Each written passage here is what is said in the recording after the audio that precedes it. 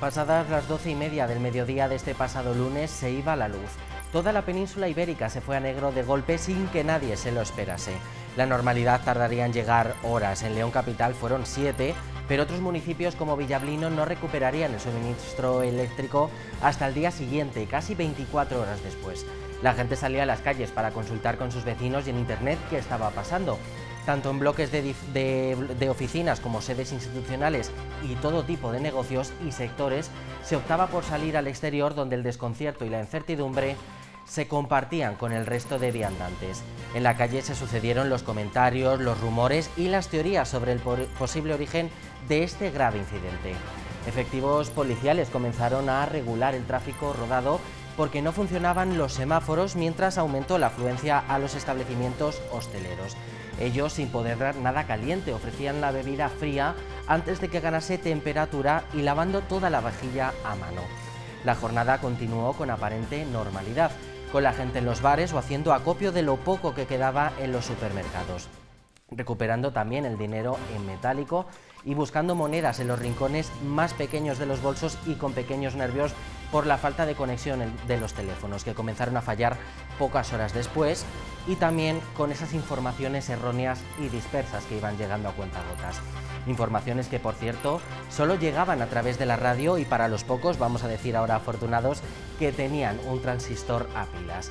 Los parques se llenaron y la vida continuó con la previsión de poder cenar caliente o de aprovechar lo que se había comprado para garantizar la última comida del día. Eso sí, con la incertidumbre de qué pasaría con lo que había dentro del congelador, la misma preocupación que tenían los comercios de alimentación, con kilos y kilos de mercancía que podían echarse a perder si el apagón se extendía demasiado en el tiempo. Otros negocios y empresas tuvieron que paralizar por completo su actividad, como es el caso de la industria. Afortunadamente, la luz fue regresando a lo largo de la tarde. En León capital lo hizo pasadas las 7 de la tarde, mientras que en otras zonas como Astorga, La Bañeza o El Páramo eso ocurriría de madrugada. Este apagón nos hará ahora reflexionar sobre la electricidad, desde cómo la usamos hasta cuánto se produce y sobre lo poco preparados que estamos a nivel individual. Hoy en Analízale hablamos de este apagón histórico.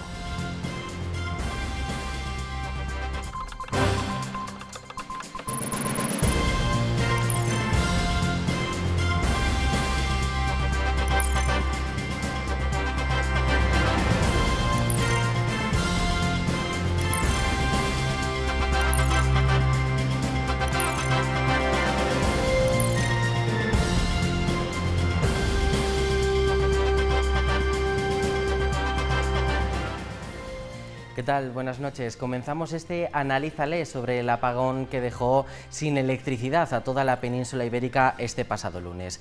Vamos a empezar haciendo un pequeño balance de cómo fue la cosa en la provincia. Inaugura la noche el subdelegado del Gobierno en León, Héctor Alaiz, que nos acompaña a través de videollamada. ¿Qué tal, subdelegado? Buenas noches.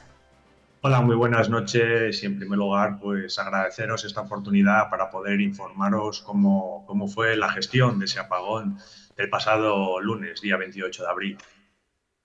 Pues vamos a ello, subdelegado. ¿Cómo fue, cómo se desarrolló todo? ¿Cómo fue esa reunión de emergencia? ¿Cuáles fueron los protocolos que se siguieron?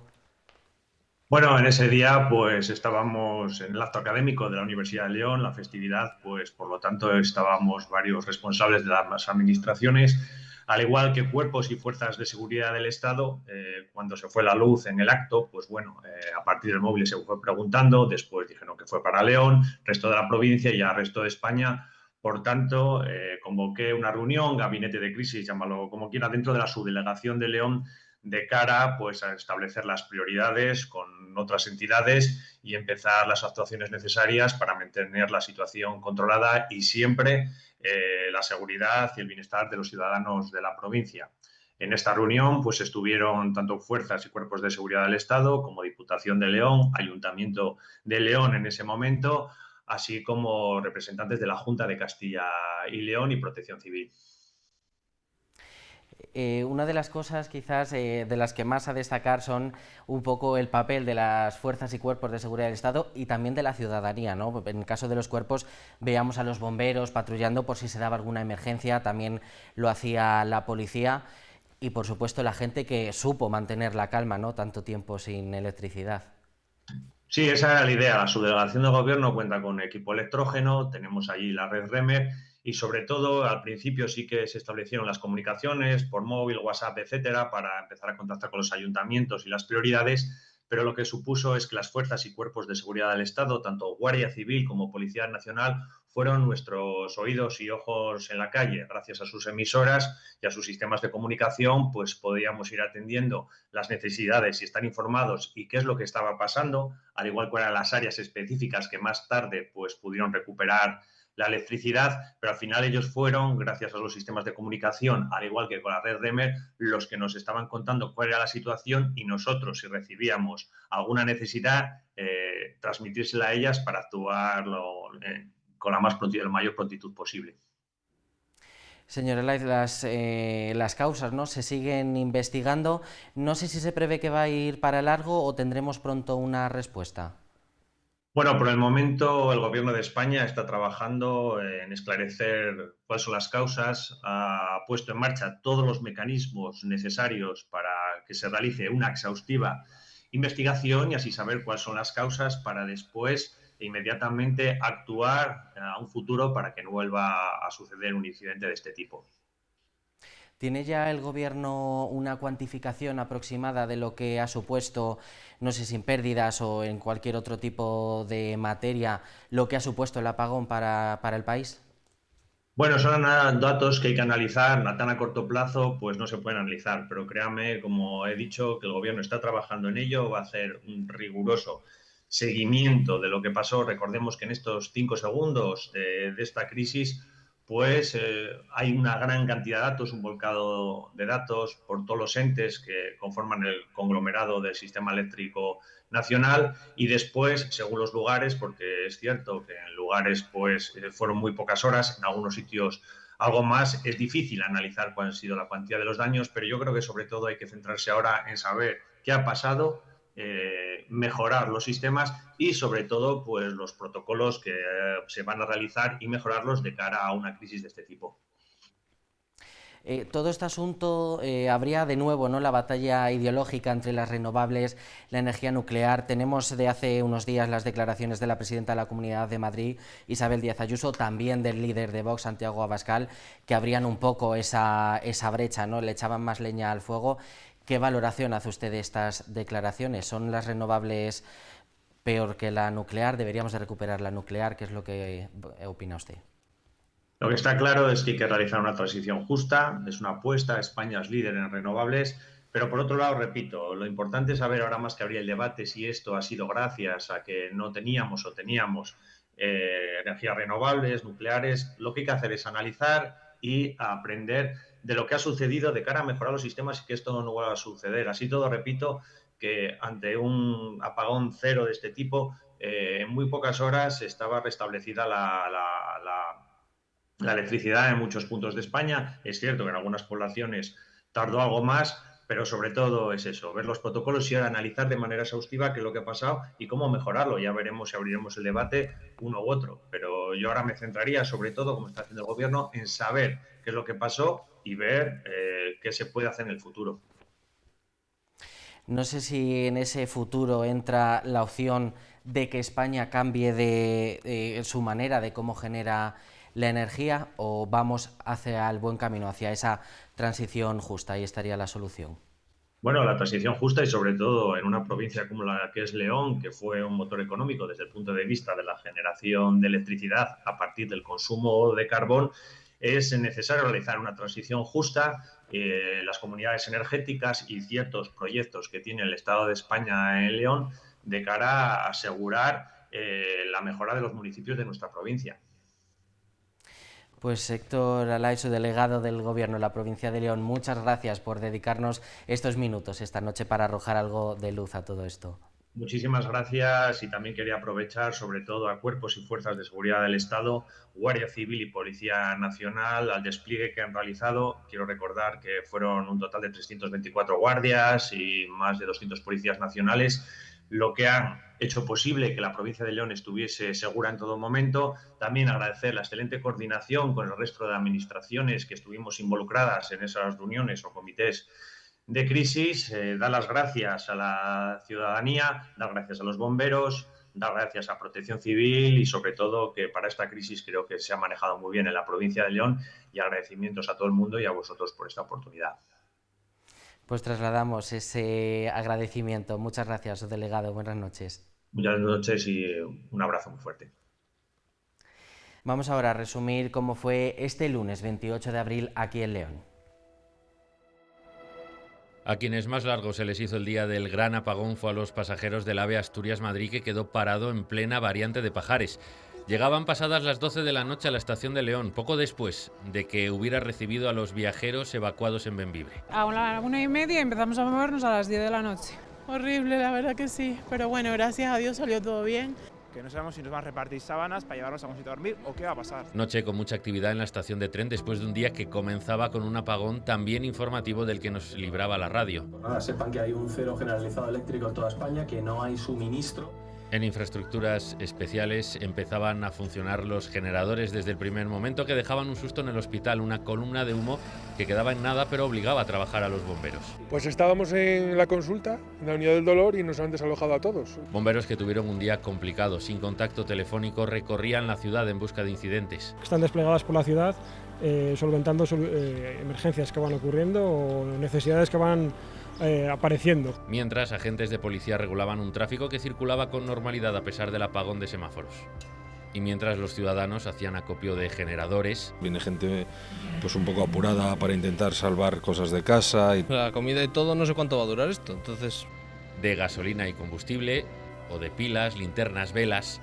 Fíjate que esas cosas que había antes en casa siempre... No tengo ni cerillas, o sea que imaginas. Y de comida y otros productos que obtenían en algunos supermercados y tiendas que mantenían la actividad. La restauración también buscaba alternativas para mantener el servicio a pesar de las carencias e intentando dar salida al producto. Las cámaras dejen de tener el frío que tienen que tener, pues es una pérdida económica muy gorda. No hemos podido seguir dando comidas, fregando a mano como podéis ver. Preocupación, incertidumbre y confusión sobre lo que ocurría y cuánto duraría. La recuperación de electricidad en otros puntos transmitía una calma que no se ha extendido a toda la provincia hasta esta mañana. Vamos a hablar ahora más técnicamente de lo que supone este apagón. Lo hacemos con Antonio Fernández, decano del Colegio de Ingenieros Industriales de León. ¿Qué tal? Buenas noches. Buenas noches. Vamos a explicar un poco, vamos a comenzar explicando qué es lo que ha podido pasar todavía con lo que conocemos hasta ahora. ¿Qué explicación le podemos dar a este apagón? Bueno, las explicaciones que ha dado la red eléctrica, que es quien mejor lo conoce, es que realmente ha habido dos caídas en principio de dos centrales de generación. Una primera en la que de alguna manera luego después de esa caída el sistema se llegó a estabilizar en tensión y frecuencia, y una segunda caída en la que ya el sistema perdió por completo la sincronía, perdió por completo la tensión y la frecuencia, es decir, tensión y frecuencia dentro de los parámetros normales, con lo que todas las protecciones de lo que son la red y demás equipos de protección que hay fuera de la propia red actuaron y desconectaron todo el sistema. El motivo por el que ocurrió eso, el motivo por el que hubo esas desconexiones, no se sabe. La verdad es que se produjo muy poco tiempo, se produjo en 5 segundos nada más. El ámbito geográfico era muy grande, abarcó toda España, exceptuando las Islas Canarias y las Baleares. Y fue una desconexión total, es decir, desapareció por completo la potencia que había en la red. Es un caso que no había ocurrido nunca. Había ocurrido casos que afectaban a pequeñas zonas de España, con pequeñas potencias, pero no tan grande. Los posibles motivos, se ha hablado mucho a lo largo de estos días de los posibles motivos, todavía no están claros, evidentemente analizar qué ha ocurrido en esos 5 segundos es complejo, pero parece ser que se achaca a varias causas. En principio, una de las que más se nombra es el tema del exceso en ese momento de producción de energía renovable. Las energías renovables no tienen la misma inercia, por ejemplo, que tienen las energías como son los ciclos combinados, las centrales de ciclo combinado, las centrales nucleares, la energía hidráulica. Normalmente son generaciones que se basan en máquinas síncronas, que tienen una inercia muy grande, que estabilizan la red, que permiten estabilizar la frecuencia y la tensión de la red.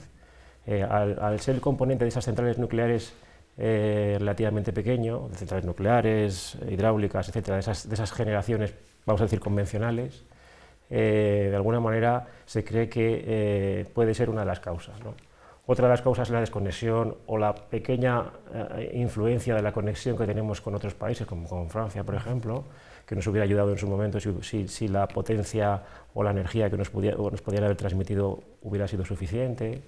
Otras cuestiones que se hablan es, pues, por ejemplo, la falta de control de la red en estos momentos, o sea, en ese momento, es decir, algo ha ocurrido que no ha gestionado correctamente la red. Y otra de las causas que se cuenta es el tema del posible ciberataque, que por parte de Red Eléctrica se ha descartado. Se ha comentado que es posible que sí, que igual Red Eléctrica no haya sufrido un ciberataque, pero que otras empresas hayan sufrido el ciberataque, es decir, que las empresas de generación hayan sido las que han soportado el ciberataque. En cualquiera de los casos parece poco probable, porque Red Eléctrica ya ha descartado el ciberataque en sus instalaciones. Y aunque yo entiendo que aunque el ciberataque se hubiera producido en una empresa de generación, la caída de un grupo de generación o de grupos de generación no debería haber echado abajo toda la red eléctrica. Entonces, en principio, todo el mundo valora más la escasa importancia que tiene nuestra conexión con Francia y lo que es que en el momento de la desconexión la mayoría de la energía que estaba generada era energía renovable, ¿no? Entonces, bueno, esas son en principio las causas. Habrá que esperar a lo que diga la investigación, sí, ¿no? Imagino. Es complejo porque en 5 segundos, imagínense lo que ha ocurrido en 5 segundos, de conexiones, desconexiones y demás. Los sistemas eléctricos trabajan muy rápido, precisamente para evitar que se puedan producir daños en nuestros equipos, nuestros electrodomésticos, nuestros equipos informáticos, en la propia red, en los equipos de generación, etcétera, etcétera. Entonces actúan muy rápido para evitar esos daños. Entonces, en esos 5 segundos han producido infinidad de hechos que tendrán que analizar. Desde el Colegio de Ingenieros Industriales precisamente habéis dicho que esto es un toque de atención, ¿no? Y que la transición energética debe de ir acompañada de inversiones en resiliencia y respaldo. ¿A qué nos referimos con eso? ¿Qué es lo que necesitamos? Puesto que parece que va desapareciendo un poco esas energías que generan con máquinas síncronas que le dan esa estabilidad a la red, parece lógico que tendrá que haber otras tecnologías que de alguna manera eviten esto. ¿Qué otras tecnologías? Pues, por ejemplo, lo que más se habla son las baterías, el almacenamiento de energía hidráulica, es decir, el bombeo de energía hidráulica para la posterior generación de energía. Se habla de tecnologías como los volantes de inercia, incluso la propia generación de hidrógeno para almacenarlo y después producirlo en determinados momentos cuando sea necesario, ¿no? Entonces, todo eso conlleva inversiones. Porque, por ejemplo, se habla mucho de la desaparición de las centrales nucleares. Aquí la desaparición de las centrales nucleares se puede enfocar desde distintos puntos de vista, ¿no? Bajo un punto de vista puramente medioambiental, pues se puede pensar que el hecho de que desaparezca una central nuclear implica que haya que generar esa energía, por ejemplo, en centrales de ciclo combinado. Centrales de ciclo combinado que consumen gas, que tenemos que importar y que generan emisiones de CO2. Emisiones de CO2 en cantidades muy grandes. Un estudio que tenemos en el Consejo de Colegios de Ingenieros Industriales dice que, por ejemplo, si se generara la energía que produce Almaraz, la central nuclear de Almaraz, en centrales de ciclo combinado, el equivalente en emisiones de CO2 sería el equivalente a 4 millones de vehículos. Es decir, estamos peleando por la descarbonización de la economía y, de alguna manera, lo que estamos desconectando las centrales nucleares, posiblemente generemos más cantidad de CO2. Si esa energía de las centrales nucleares se genera con energías renovables, pues habrá que hacer inversiones para evitar esto que está pasando. Entonces, al final, todo ello implica una serie de inversiones que en sí encarecerán el coste de la electricidad. Porque claro, cada vez que hagamos una inversión, ese retorno va a venir al consumidor, ¿no? Entonces, es complejo. Por último, así a un modo de conclusión, te quiero plantear una pregunta, no sé, a ver cómo... ¿Qué respuesta nos vas a dar? Pero ¿podríamos decir que tenemos un sistema eléctrico vulnerable en España? Yo creo que no tenemos, vamos a ver, yo creo que quizás el problema que tenemos no son las energías renovables, es decir, las energías renovables son buenas y debe de haber energías renovables, y cuantas más mejor. De hecho, somos una potencia en energías renovables y se debe potenciar la energía renovable. El problema que tenemos es que incluso nuestra red eléctrica es una buena red eléctrica, es una red eléctrica mallada, con una buena infraestructura, es una red eléctrica moderna. Sin embargo, aquí lo que parece que ha fallado es la gestión de esa red eléctrica. Entonces lo que tenemos que avanzar es en la gestión de esa red eléctrica y en los mecanismos de resguardo de esa red eléctrica para evitar que el día de mañana vuelva a ocurrir esto mismo. Esto mismo que ha ocurrido, pues quizás sea un caso un poco excepcional. Igual se han dado muchas circunstancias que al final han llevado a esto. ¿Que se vuelvan a repetir las circunstancias para que vuelva a ocurrir esto otra vez? Igual es complicado. ¿Existe la posibilidad de que ocurra? Sí. ¿Es probable? Es poco probable, pero puede llegar a ocurrir. Entonces habrá que analizar cuáles son los problemas que tenemos para evitar esto. Bueno, esperemos sacar un aprendizaje, ¿no?, de todo esto. Pues Antonio Fernández, decano del Colegio de Ingenieros Industriales de León, gracias por acompañarnos esta noche. Muchas gracias. Hacemos una breve pausa y volvemos para el análisis desde el punto de vista económico. Hasta ahora.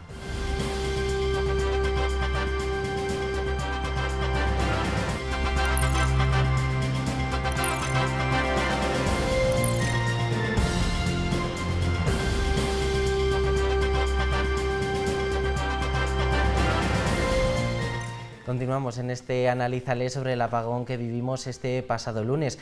Vamos a analizarlo desde el punto de vista económico, qué es lo que ha supuesto para la provincia de León. Para ello me acompaña Enrique Suárez, secretario general adjunto de la FELE. ¿Qué tal, Enrique? Buenas noches. Buenas noches, Andrés. Un placer estar con vosotros.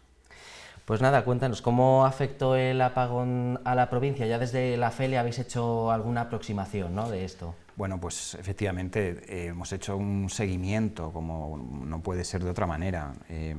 Estamos hablando del 29 de abril, en el que a partir de las 12:30 horas aproximadamente se cortan las comunicaciones, se corta la luz, se cortan, bueno, pues todos los servidores, se corta todo el suministro eléctrico y a partir de entonces nos ponemos manos a la obra para intentar contactar con las empresas para ver qué es lo que está sucediendo y cuáles son los perjuicios, los daños y la situación que se está originando en las empresas, que en un primer lugar lo podríamos definir como caótica, ¿no? Porque enseguida nos damos cuenta de que la falta de tendido eléctrico está afectando a todo el territorio, que ya no es una cuestión de una calle, un piso o un inmueble, sino que está afectando en general, que se han roto todas las comunicaciones posibles y bueno, pues claro, pues se paraliza y se colapsa la actividad, ¿no?, a todos los niveles. Estamos hablando del sector industrial, donde se paraliza la producción, el sector del comercio, donde todos los dispositivos de pago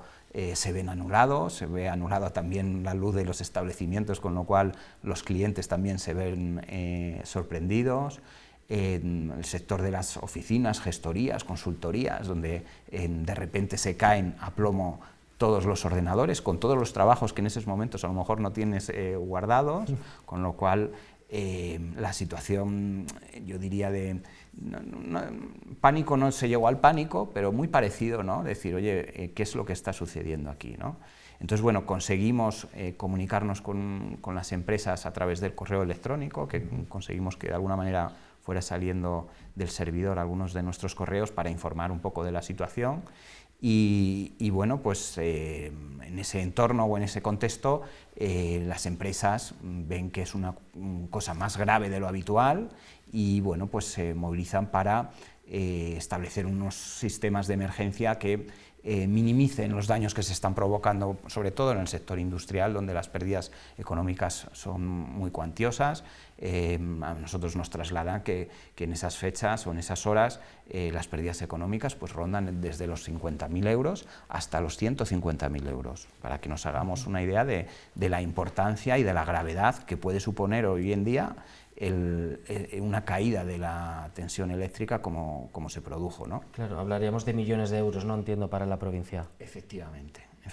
Lo que parece una cosa menor no lo es. Es decir, la paralización completa de la actividad como se produjo, bueno, pues provocó unas pérdidas de 11 millones. Estamos hablando de que afectó al 90% de las empresas, a unas 25.000 empresas de la provincia de León, y que sobre esas 25.000 empresas se paró la producción y la actividad al completo en el 75%. O sea, se paró la actividad un 75%. Es decir, prácticamente la actividad empresarial se vio paralizada, ¿no? 90% en un 75% de su actividad. Eso deja en manos, pues quizás supermercados, grandes superficies que tenían grupos electrógenos que pudieron subsanar ese pequeño espacio de tiempo. Pero bueno, al final lo cierto es que el parón de la actividad duró entre 6 horas y 22 horas. Es decir, se paró a las 12:30 y en León nosotros hemos comprobado que hasta las 7 y pico no se recuperó, pero hay otras partes del territorio de nuestra provincia que no se recuperó hasta la bien entrada la madrugada del martes, ¿no? Hasta las 5 de la mañana, 4 de la mañana, Astorga, Hospital de Órbigo, bueno, pues también hay importantes empresas del sector industrial y que se han visto afectadas y sobre todo que afectó a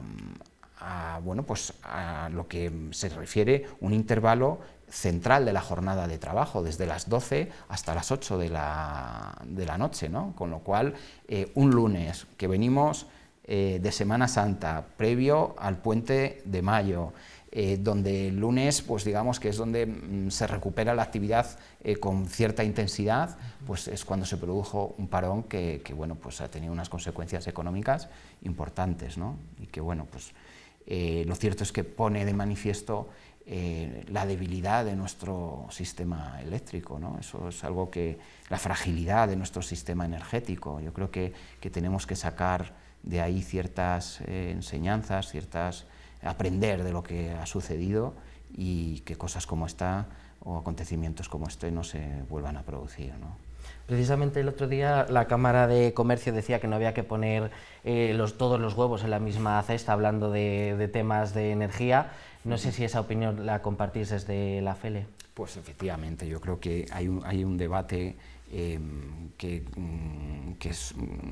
ha rondado, ¿no?, en los últimos años con el tema de las renovables, que efectivamente las renovables es un factor que ha de valorarse, y de impulsarse y ha de tenerse en cuenta, pero no podemos olvidar los métodos de producción energética tradicional. Estamos hablando los ciclos combinados, el gas, o estamos hablando de la energía nuclear, que nos parece la que puede aportar una tranquilidad y una seguridad que hasta la fecha no teníamos. De hecho, una de las medidas que ha instrumentalizado el operador Red Eléctrica, a la vista de la situación, es activar y de una forma pues constante e importante la generación nuclear de energía, ¿no?, en estos momentos, porque es la que da estabilidad, ¿no? Es decir, que tanto los ciclos combinados como la producción nuclear entendemos que es un debate que ya se ha finalizado, pero no porque dejen de tener que existir, sino todo lo contrario, sino porque es los que aportan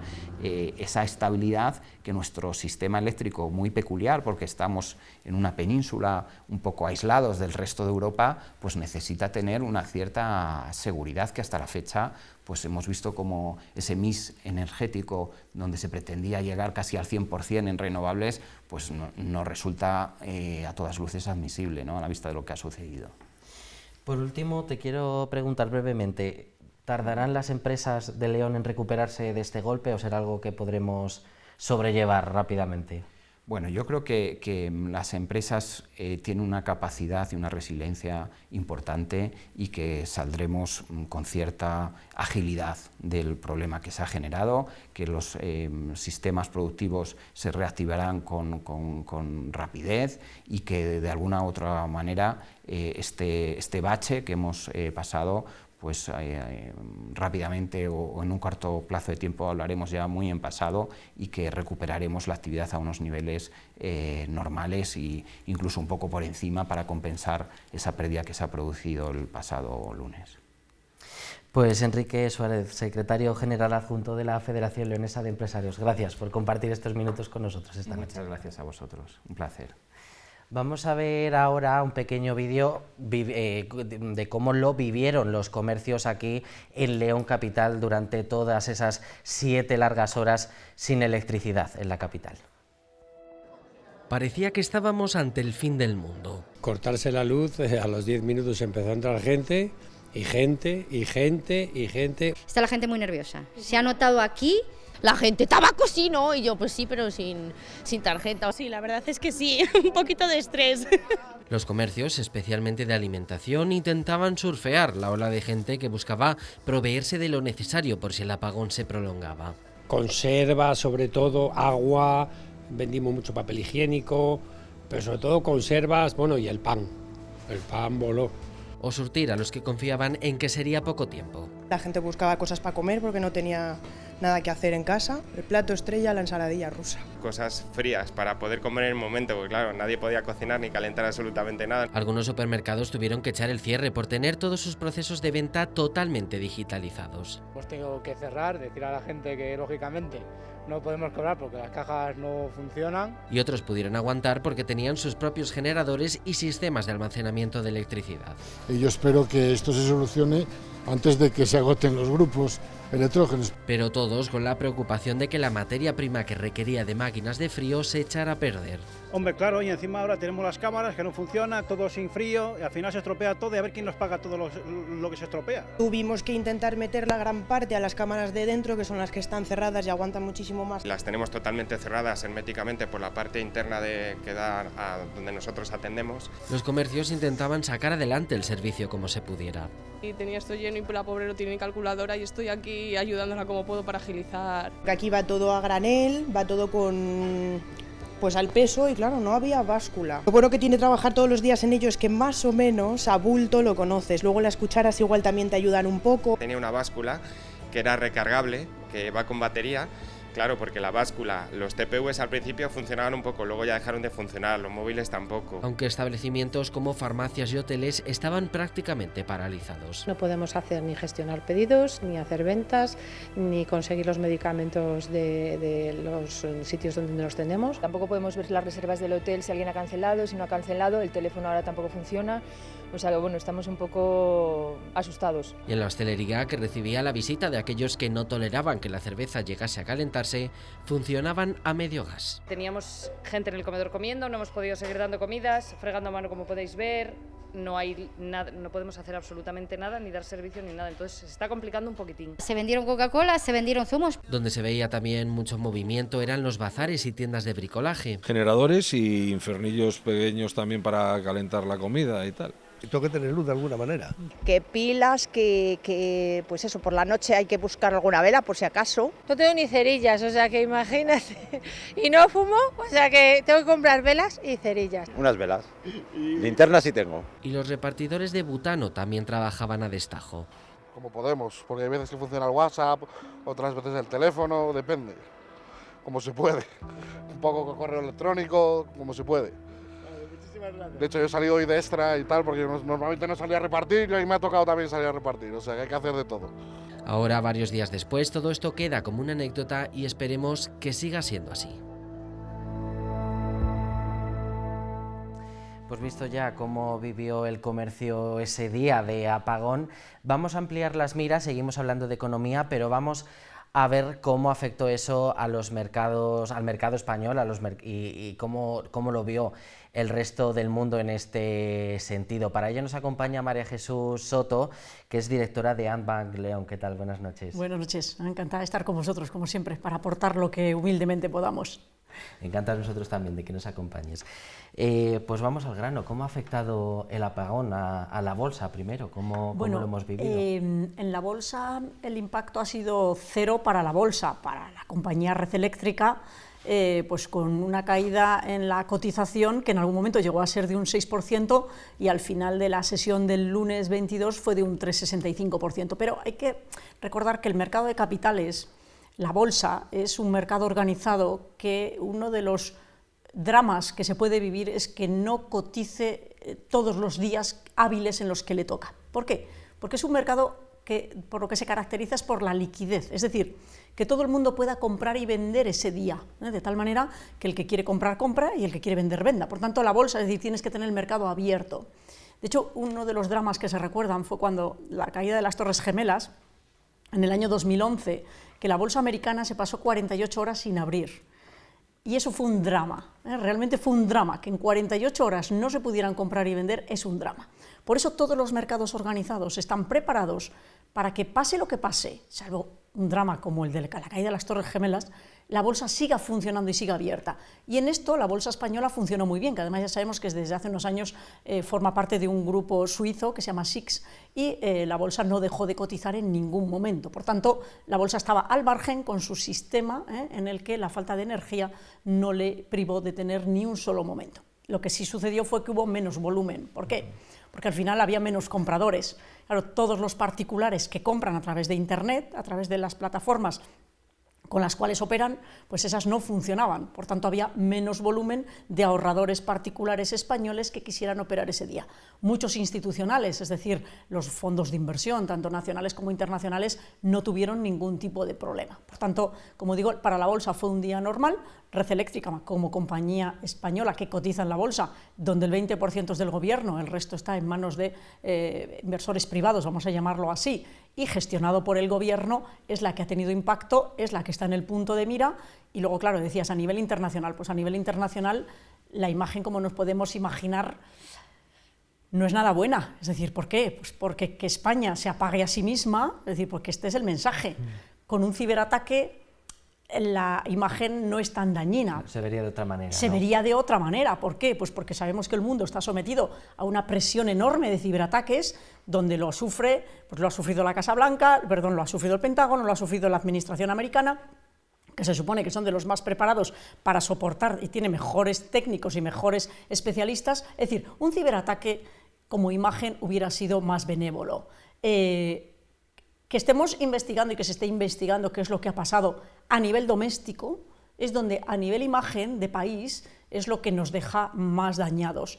Y luego vamos a ver cómo se resuelve la investigación que se está haciendo. Por eso se pide desde todos los sitios que se haga una investigación seria e independiente, ¿no? Muy separada de aquellos que tienen intereses en que la investigación salga de una manera u otra, porque no tenemos que olvidar que va a haber dos daños importantes y graves en todo esto. Por un lado, el económico, que vamos a ver quién termina pagando todo esto en función de quién es el responsable, y un daño político.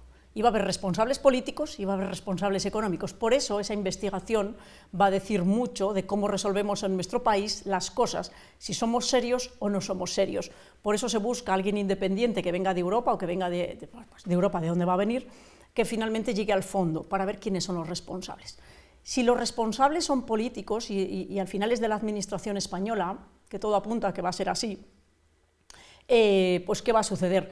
Que al final las aseguradoras que van a tener que hacer frente a daños y demás, puede que deriven todo esto a la administración del Estado. Si esto es así, ¿quién lo va a pagar? Los ciudadanos. ¿Quiénes lo vamos a pagar? Si siempre lo pagamos los mismos, los ciudadanos. ¿Por qué? Porque al final, ¿de dónde sale el dinero público? De los impuestos. ¿Quién paga los impuestos? Los ciudadanos que trabajan y generan rentas, porque los que no trabajan y generan rentas, esos tampoco pagan impuestos, al menos los directos. Pagan el IVA y pagan otros impuestos, ¿no? Pero, entonces, en este contexto es en el que estamos. Y luego también se habla desde el punto de vista económico de en qué va a pasar a futuro, ¿no? Es decir, si se van a aprender las lecciones o no, porque desde el punto de vista como ciudadanos lo que llama la atención es cómo estamos siendo gobernados por ideologías que van en contra de la ciencia y del sentido común en muchos casos. Y cuando tú vas en contra de la ciencia y del sentido común, gestionar un país sin dañar a los ciudadanos es imposible, y lo estamos viendo. ¿Y qué va a pasar si ahora empieza a imperar el sentido común y la ciencia y tienen que hacer todas las reformas que hay que hacer y demás? Pues lo que dicen los expertos es que posiblemente la luz se encarezca en nuestro país porque tendremos que pagar vía la luz y los impuestos añadidos a la luz, o como sea todo eso que se tiene que hacer, ¿no? Por tanto, y en conclusión, bueno, vamos a ver qué daños económicos internos hay. Los daños externos como confianza de país en el que se puede invertir o no va a depender de cómo se resuelva todo esto, ¿vale? Y bueno, pues en estas estamos, en las que lo que sería deseable es que los dirigentes políticos aprendan que la ciudadanía está empezando a sufrir mucho con esta gestión ineficiente, lo miren por donde lo miren, porque sea quien sea el responsable, esto ha pasado. Y lo que tienen que hacer es que no vuelva a pasar y que se depuren responsabilidades sin que tiemble la mano a nadie en lo que tenga que pasar. Y por eso, bueno, pues en estas estamos, donde, una vez más, quienes han estado a la altura de las circunstancias son los ciudadanos. Los muertos es irreparable, los asuntos económicos pueden ser reparables, pero por eso es tan indignante y tan grave todo esto que pasa cuando puede ser evitable, ¿no? Decías que son ideologías que van en contra de la ciencia. ¿A qué te refieres exactamente con eso? ¿Cuál es el hecho que te merece esa opinión? De que ya haya meses y mucho tiempo en el que se dijo España va a sufrir un apagón. Si los científicos, si la gente, si los técnicos y la ciencia que respalda a esos técnicos ya hace tiempo que dijeron esto va a pasar y dieron las razones, la pregunta es ¿por qué no se les escuchó? ¿Por qué se negó desde el punto de vista político ese discurso, diciendo que todo eso era mentira, que no iba a pasar, y ahora ¿qué ha pasado? ¿Qué? Porque aquí hay responsabilidades, porque ya se avisó, y de hecho siguen avisando de o esto se cambia o va a volver a pasar.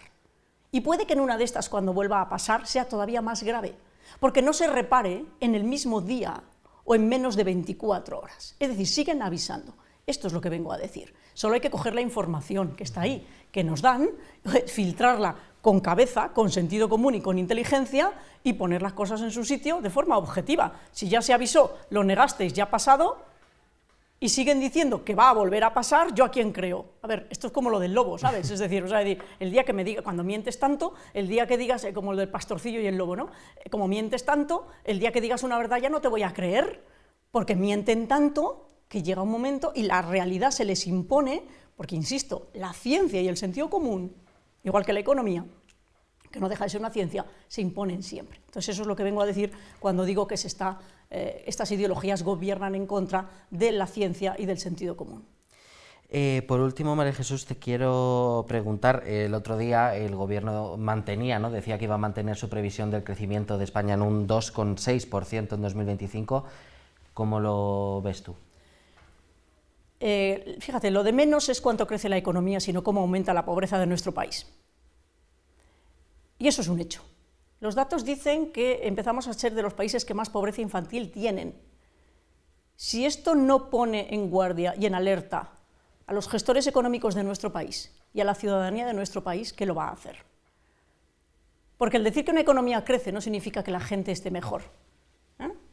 Las variables del crecimiento económico de un país son muchas, sin entrar en si las manipulas o no o cómo las interpretas, ¿vale?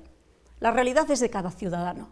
Si los ciudadanos pagan más impuestos, si los ciudadanos ven que los consumo básico sube y sube y sube, si ven que no llegan a final de mes, si los datos demuestran que cada vez la clase media baja y la pobreza infantil aumenta, ¿dónde está esa riqueza? ¿A mí para qué me sirve ese dato? ¿Para qué me sirve ese dato? ¿Para qué le sirve a los ciudadanos ese dato al margen de lo que yo pueda opinar desde el punto de vista económico de ese dato? Porque al final de esto va esto, de si la vida de los ciudadanos es mejor o es peor con la gestión de un gobierno en toda la parte pública y en su coordinación con el sector privado. Y lo que no puede pasar, como está pasando en este país, es que el sector público esté asfixiando al sector privado y se mate con el sector privado cuando tienen que trabajar juntos para que la vida de los ciudadanos sea mejor. ¿Y de quién es responsabilidad? Claramente del sector público. ¿Me estás contando? Es decir, la responsabilidad está del que gobierna, de nadie más. Y eludir eso significa que te tienes que ir de un gobierno y punto. Porque si no asumes tus responsabilidades, y para esto es para lo que se nos tiene que educar como ciudadanos, en la privada y en la pública, asumamos nuestras responsabilidades, cada uno las nuestras. La ley nos obliga a ello, si es que fuera igual para todos, que es lo que debería ser y por lo que debemos también abogar. Así que bueno, pues en estas estamos y me da igual lo que crezca la economía española. El tema es que los ciudadanos españoles no viven mejor. Pues nos quedamos con esa reflexión importante, desde luego, que la gente en casa también le dé una vuelta, ¿no?, a eso. Así que nada, María Jesús Soto, directora de ANBAL León, gracias por acompañarnos. A vosotros, un placer como siempre, gracias. Nosotros nos vamos unos minutos a publicidad y a la vuelta continuamos con la última parte del programa. No se vayan, hasta ahora.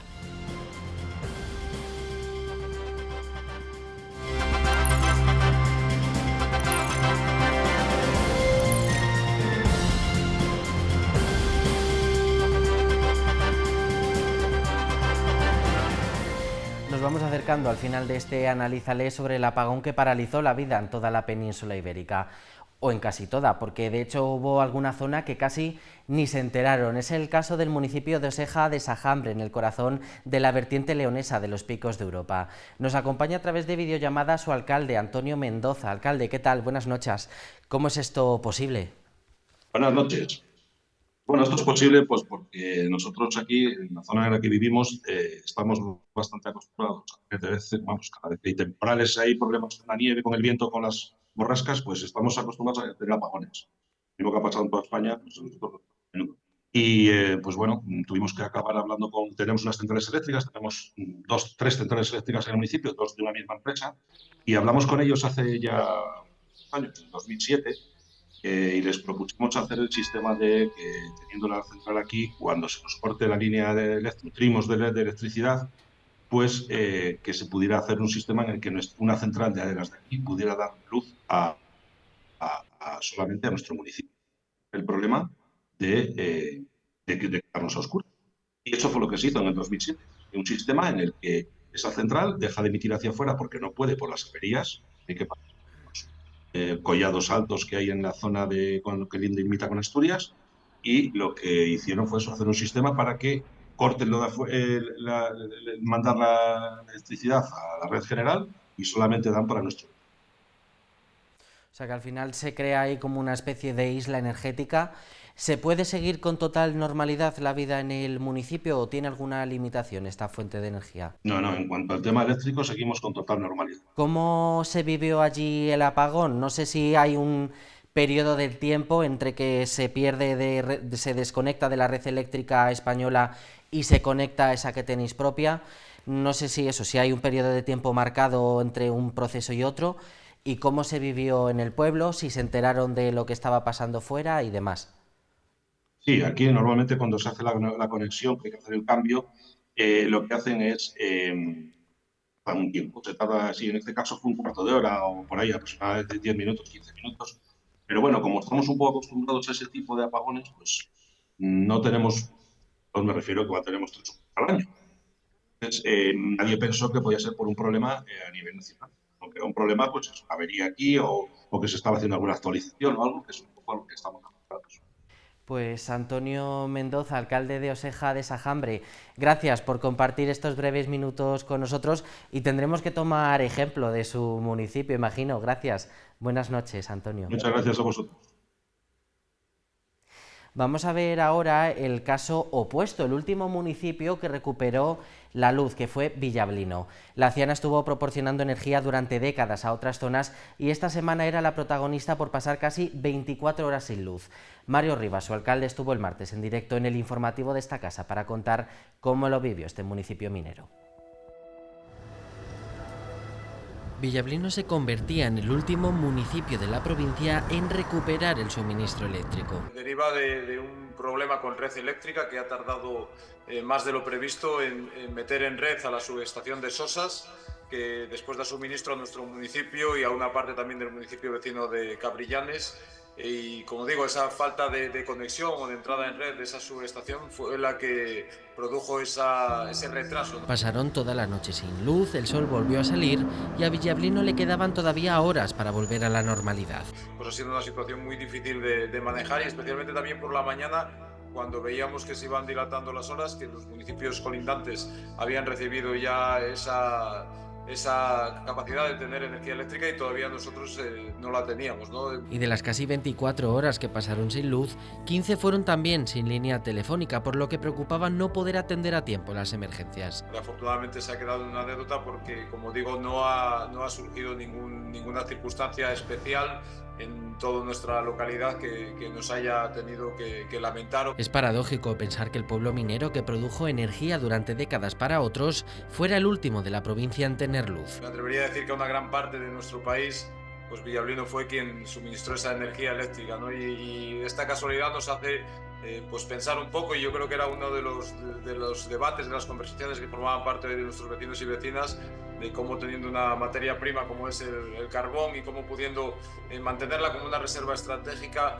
podríamos de alguna manera solucionar esto de una manera más rápida y más eficaz, ¿no? Así que la Ciana se quedó completamente aislada durante prácticamente un día entero, mientras en el resto del país la luz se iba haciendo poco a poco.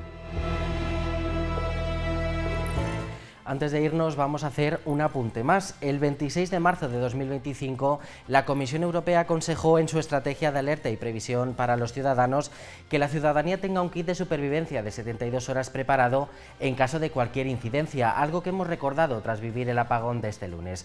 Sin embargo, no hay uno establecido de manera oficial en España. ¿Qué recomienda la Unión Europea que contengan los kits de supervivencia o de emergencia? Pues la recomendación viene escrita en la explicación oficial del plan, pero solo se señala a motivar a la población a adoptar medidas prácticas como mantener suplementos básicos de subsistencia para 72 horas de emergencia, sin mencionar una lista de artículos específicos. Países como Francia, Finlandia o Suecia ya han definido los suyos y vienen a incluir lo siguiente: agua embotellada, mínimo unos 5 litros por persona, y alimentos fáciles de preparar y preferiblemente no perecederos. Un hornillo o cocina portátil, gas envasado y cerillas. También una radio a pilas, claro, y una linterna y una batería también para el móvil. También otros básicos como combustible, dinero en efectivo o medicamentos. También se recomiendan pastillas de yodo para los casos en los que suframos un ataque nuclear. Eso sería un kit recomendado para 72 horas de emergencia. Así que con esa recomendación terminamos este Analízale dedicado al apagón de este pasado lunes. Gracias una vez más y recuerden que este programa regresará como siempre en 7 días, la próxima vez con Jesús Rodríguez. Disfruten de la semana. Adiós.